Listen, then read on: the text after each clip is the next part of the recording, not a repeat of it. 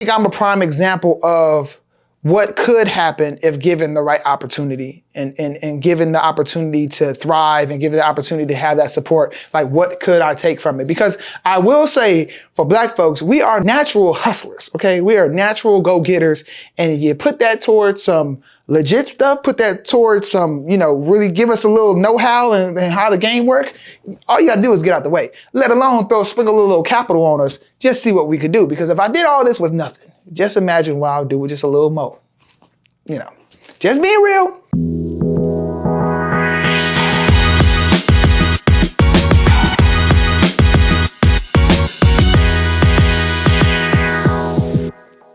Hey, what's going on, everybody? Welcome to the 9% Show. I am your host, Steven Burton, and here at the 9%, y'all know I keep everything 100. If I haven't done it, not doing it, or not about to do it, it would not come out my mouth. So welcome, everybody, to the 9%, okay? Like we always do around this time, we always like to give toasts to the 9%ers out there and those that would like to get into the 9% Club. But wait! We got even more special toast this episode because we are celebrating Black Business Month. Woohoo! And I am Black Business. So, we go celebrate big over here for Black Business Month. Toast to all the Black business owners out there, all the Black entrepreneurs. This month is for us, okay? All right. So yes, what we're going to dive into this week as we celebrate Black Business Month, as it comes to an end, and we purposely put this episode at the end of the month because we want to blend in to September too, okay? We keeping it going for 2 months in a row, if I had it my way. But so we're going to talk about Black Business Month, and then we're going to specifically talk about why Black business matters, okay? Why it matters, and why would there be such a thing or need for Black Business Month? So that's what we're going to talk about. But let's first talk about, what is Black Business Month? Some of y'all might be like, I ain't never heard of that before. And I'm glad I'm here to enlighten you. So it's an annual celebration every August that pretty much just celebrates and highlights Black-owned businesses, Black entrepreneurs. And it started in 2004. And so we've been doing it ever since. And for the month of August, it's just an extra shout out and recognition to those Black-owned businesses out there. So we're going to talk about a couple different things. You know how I like to break down my topics with break down my subtopics with my main topic. But so why Black businesses matter, and we want to put, historical context to this. So it is no surprise that I could tell you that systematic racism is and was a real thing, okay? For Black business owners, specifically entrepreneurs out there, limited access to capital, exclusion from certain industries. We just had to fight and nail and scratch to just barely get by. And then with no opportunity. That's why I'm just so thankful for those that have came before me, that have opened up these opportunities, that opened up a situation where I could walk into a bank and obtain a business loan to grow my business when I know it was not possible, no matter even how great your business was in certain times in this country. So that is why Black business matter. And that's why we need to highlight this month and highlight not only for what's going on right now, but also just recognize where we were at, who opened the doors for us to succeed now as Black business owners, and as me as a Black business owner. I just can't stress the history enough to understand where we came from and where we're going. With all that being said, for me, I don't let the history stop me from finding out things for myself. Like I speak a lot on this show about, pretty much no excuses, or, and we ain't got time for excuses out here on the 9%. And that's like the way I kind of live my life with this thing. And so when it comes to like access to capital or just being into industries that aren't common for Black owned businesses, especially for me in something like perfecttux, I think I'm a prime example of what could happen if given the right opportunity and given the opportunity to thrive and given the opportunity to have that support. Like, what could I take from it? Because I will say for Black folks, we are natural hustlers, okay? We are natural go-getters, and you put that towards some legit stuff, put that towards some, really give us a little know-how and how the game work. All you gotta do is get out the way, let alone sprinkle a little capital on us, just see what we could do. Because if I did all this with nothing, just imagine what I'll do with just a little more. just being real. Okay, so next thing we want to talk about is representation helps bring down barriers. So all these barriers from historical context and things that's going on. Now, like I said, now representation of Black-owned businesses, it does matter. It helps motivate the next generation. I got motivated with the generations before me, and they opened doors that I was able to walk through. And I take pride in being a motivational source for a lot of people now. I am highly aware of the position I'm in, and I do not take it for granted being a black entrepreneur or Black successful entrepreneur. Even, getting to the point where, I say this statistic all the time that only like 4% of Black-owned businesses actually have paid employees. And so, which also puts me into the 9% club. But those are some statistics that mean a lot to me when I say, when I know how rare it is to get to this point that I've gotten perfecttux to, or I've gotten myself to as an entrepreneur. So it's meaningful to me to motivate the next generation. And for me, I've done that by, speaking at schools. I've even visited, a juvenile hall out here in LA, talked to the kids there. I hold events at the perfecttux store called Elevate and Connect. I'm just trying to really motivate and help others because it helps bring down these barriers.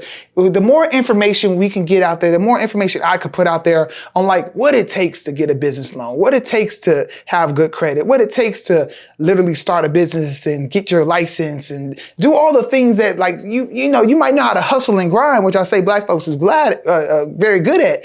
But do you know all the legal side or just common things that might come up on your entrepreneurial journey, that if I could help you avoid certain things and certain pitfalls, it'll make your journey a lot easier and make it easier for you to get to success. So that is a reason why Black businesses matter. And that's a reason why a business like mine matters, because I'm not just using it selfishly. I'm going into it saying, you know what, I want to be successful in my own right, but I also want to bring some other people up with me. So, and I think that's what's important about that. Also, when you think about the impact of Black-owned businesses, beyond just motivation and things like that, but an economic impact. I mean, it's real out there. From creating jobs. Again, I'm happy that I employ people. I employ Black folks. I employ everybody, but I am giving back to my community. I'm giving back to my local community, generating wealth, not only for myself, for my kids, hopefully for other people. And as the business grows and we're able to see this thing go to the moon, other people are able to generate wealth too. Get full independence from a community standpoint. It's great knowing that, our local community, I could get hit up by a local NAACP chapter, and they, if I could help them with what they're doing or what's going on, if I could open my doors and let them hold an event here at my store, whatever goes on, that's part of the independence of our community and being self-driven and not really have to depend on others to take care of us. So I think from if you go back to, the Black Wall Street and what happened there years ago in Tulsa, it was about creating community there and doing for yourself. And they did it very well before it was all burnt down and all the drama with that. And so, but that's still what it's about. Community development. If you for Black-owned businesses, especially if you are within your Black community, you get to make, you get to impact things at a local level from a development standpoint. And you talk about local infrastructure because you're paying taxes. You're doing, you're hiring employees, or they're paying taxes. All this stuff is going somewhere. Better education. Hopefully if you're bettering your environment, bettering the community, bettering the infrastructure, bettering their home values, all that stuff makes a difference. That then goes to the public schools and all this type of stuff. So it's bigger. It's a bigger thing than just saying, okay, support Black businesses or things like that. But you got to understand if there are Black businesses within the Black communities, which sometimes is a hard thing to have, or it's not always the case. it allows you to circulate those dollars and allows you to, not just from like a cliche standpoint, but actually see some like literally your taxes and your dollars and your circulation of your dollars and who you support in your local elections and things like that. You can literally see it making an impact based on businesses that's able to facilitate a lot of those efforts. So it's a lot bigger than just some, support Black businesses. It's like really thinking about how this can really have an impact on your community, impact on the jobs, impact on, the infrastructure, impact on the schools and the education, let alone being that resource in your community. Again, mentioning mentorships and all that type of stuff. Like, it really makes a difference. Okay. And also talking about, breaking stereotypes and challenging the norms. That is important. And that's the reason why Black businesses do matter, because I know for me, starting a formal wear company, let alone a formal wear company online with tuxedos and suits, I've for a long time, I would tell people what I did and they would just be like, what?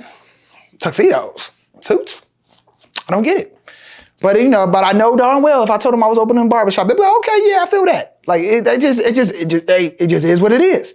But to be in an industry that you don't see a lot of Black people represented in, and then to be a proudly Black owned businesses and outwardly Black owned, it's great. And so when I do hear feedback from customers or they recognize that we are a Black owned business and they feel empowered supporting us, it goes both ways. And we're also breaking down stereotypes of like, okay, we can do we can start other type of businesses than what you think we do. You know what I'm saying? So, and I know there's a lot of people that want to support Black businesses, but a lot of times we can be oversaturated in certain industries, and sometimes you're looking for, I need a Black-owned tire shop.